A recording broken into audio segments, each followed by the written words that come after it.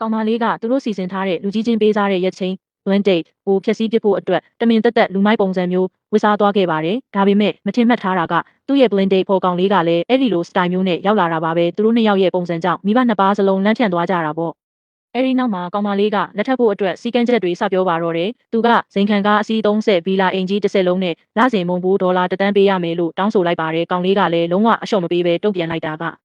လက်ထပ်ပြီးရင်ကလေး9ယောက်မွေးပေးရမယ်ပြီးတော့သူကအိမ်ကိုလည်းလုံးဝပြန်လာမှာမဟုတ်ဘူးလေ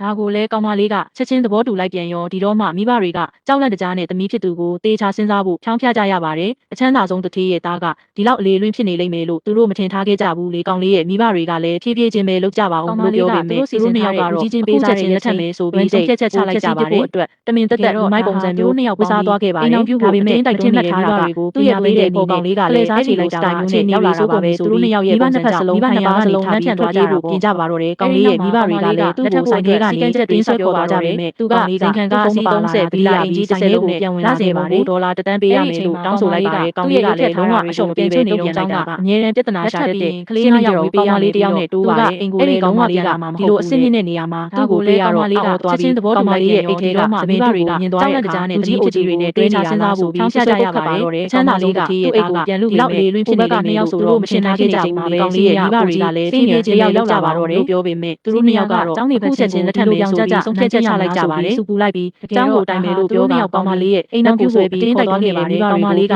ပေးတဲ့အိမ်နဲ့ကျေးဇူးတလဲစားချေလိုက်တာပြန်ဖို့အခြေအနေတွေစိုးကုန်ပြီးဆိုပြီးမိဘနှစ်ဖက်စလုံးထိုင်ရကနေထားပြီးထွက်ပြေးဖို့ပြင်ကြပါတော့တယ်ကောင်လေးရဲ့မိဘတွေကလည်းသူ့ကိုဒီကောင်မလေးမှချက်ချင်းဆွဲခေါ်သွားကြပေမဲ့ကောင်လေးကသူ့ဖုန်းမပါလာတာတတိယပြီးဆိုင်ထဲကိုကြောင်ကျင်လာခဲ့ပါတယ်ပညာစာစားပွဲကိုတက်ရောက်ပြီးကောင်မလေးကြားလိုက်ပါတယ်ကောင်မလေးကလည်းပြန်ချနေတဲ့အကြောင်းကဘောတူလိုက်တာပြဿနာရှာပေမဲ့အဲ့ဒီနေ့တော့ကောင်မလေးတယောက်နဲ့တူပါတယ်အဲ့ဒီကောင်မလေးကတောင်းတော့မယ်ဆိုတော့အဆင့်မြင့်တဲ့နေရာမှာသူ့ကိုတွေ့ရတော့အော်သွားပြီးကောင်မလေးရဲ့အိတ်ထဲကပြဿနာရှာတဲ့ကောင်မလေးကလည်းလူကြီးအိုကြီးတွေနဲ့တွဲနေတာလာပါတယ်ဆွဆွဲတော့ကောင်မလေးကိုတွေ့ချင်းကလူကြီးအိုကြီးနဲ့တွဲနေတဲ့ထောက်ဘက်က2ယောက်ဆိုတော့မရှင်နိုင်ဖြစ်နေချိန်သွားတိုင်မယ်လို့ချင်းချောက်ပါတော့တယ်ကောင်မလေးတယောက်ရောက်လာပြန်ပြောရမှန်းမသိဖြစ်နေတော့မှာပဲအကြောင်းနေဘက်ချင်းကိုဒီလိုပြောင်းကြချမ်းသာတဲ့ရောက်နှန်းစုကြီးရဲ့စူပူလိုက်တာရောက်လာပြီးလို့တင်ညာတန်ထွက်လာပါတယ်ကောင်မလေးရဲ့လက်ကိုဆွဲပြီးခေါ်သွားခဲ့ပြီးကောင်မလေးကမြင်ချင်းနဲ့တက်ပုံကျေးဇူးတင်စကားပြောပြီးပြန်ဖို့ပြင်တဲ့အခါမှတ်မိသွားပြီးအပိုင်တွက်ကချင်းချောက်ကိုစပင်လိုက်ပါတယ်ဒါပေမဲ့ဥက္ကဋ္ဌကြီးကကောင်မလေးကိုဝင်ဒိတ်ဖို့ဟာဒီကောင်မလေးနဲ့ချက်ချင်းရေးမိသွားပါတယ်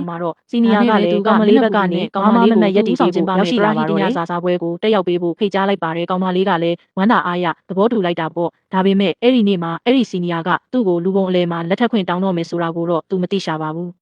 3ရက်ကြာပြီးနောက်ညစာစားပွဲမှာပြဿနာရှာတဲ့ကောင်မလေးကလည်းအလှပြင်ပြီးခိုးဝင်လာပါတယ်သူကကောင်မလေးကိုတွေ့ချင်းပဲလူကြီးအိုကြီးနဲ့တွဲနေတဲ့အထောက်ထားတွေရှိတယ်ဆိုပြီးစီနီယာကိုသွားတိုင်မယ်လို့ချင်းချောက်ပါတော့တယ်ကောင်မလေးခမညာဘာပြန်ပြောရမှန်းမသိဖြစ်နေတော့မှာပဲ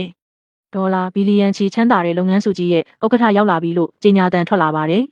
ပြဿနာရှာတဲ့ကောင်မလေးကဥက္ကဋ္ဌကိုမြင်ချင်းပဲဓပုံတွေကကောင်မလေးကိုဖတ်ထားတဲ့သူဆိုတာမှတ်မိသွားပြီးအပိုင်တွက်ကချင်းချောက်ဖို့ပြင်လိုက်ပါတယ်ဒါပေမဲ့ဥက္ကဋ္ဌကြီးကကောင်မလေးကိုမြင်တာနဲ့